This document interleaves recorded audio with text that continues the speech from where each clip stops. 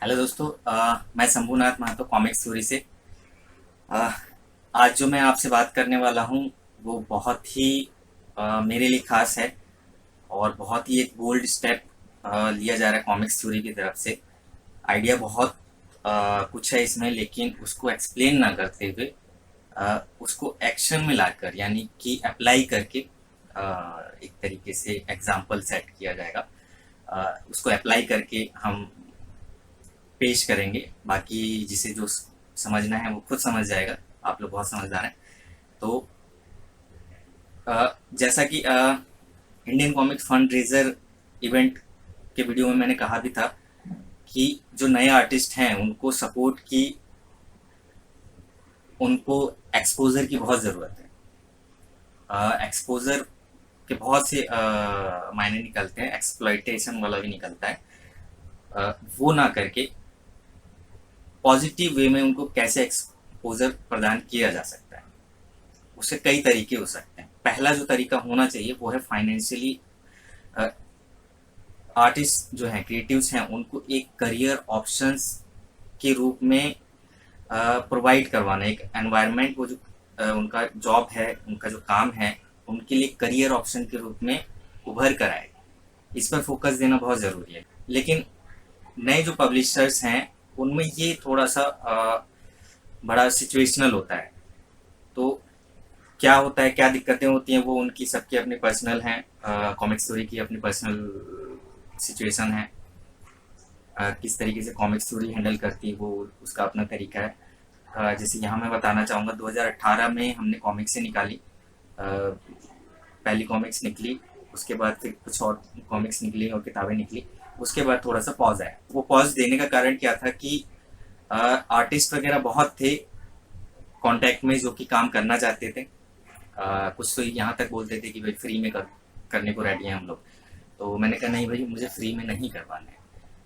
और एक जो पॉइंट मैं बार बार उनको बोलता था कि जब मेरे पास अच्छा पे करने के लिए होगा तब मैं आपको कांटेक्ट करूँगा, उससे पहले मुझे कॉमिक्स नहीं बनाना। कॉमिक्स नहीं बनवाऊंगा तो मुझे हार्ट अटैक नहीं आएगा, है ना। तो ऐसा कोई नेसेसरी नहीं है कि भाई मैं जैसे तैसे करके कॉमिक्स बनवाता रहूँ, उसको कंटिन्यू रखा जाए वो, क्योंकि फिर होगा क्या, वो एक्सप्लॉइटेटिव हो जाएगा। भले ही इंटेंशन ना हो लेकिन वो हो जाएगा। उससे होगा क्या कि आर्टिस्ट के लिए वो एज ए करियर ऑप्शन खत्म।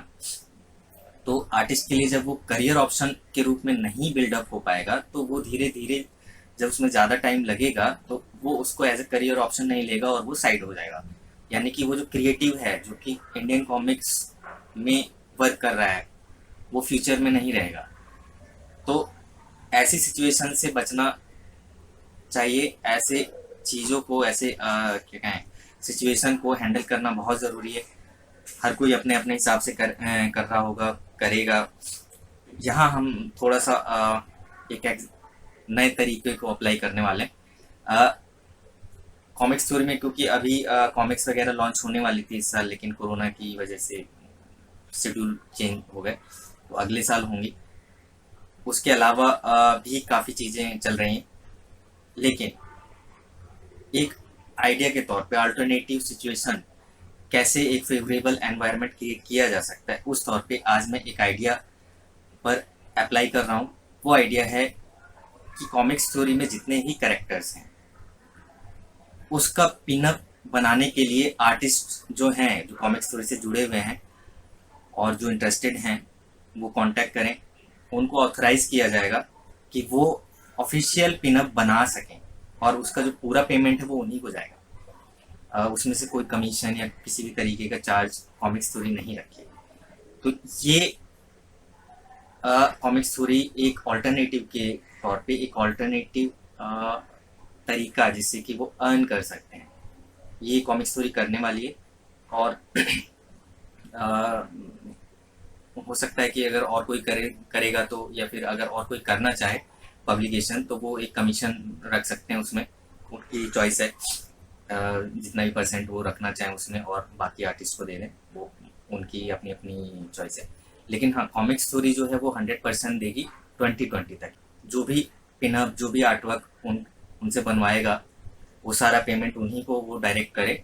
ऑफिशियल जो एक स्टेटस होगा वो कॉमिक स्टोरी का रहेगा, यानी कि वो फैन आर्ट नहीं होगा।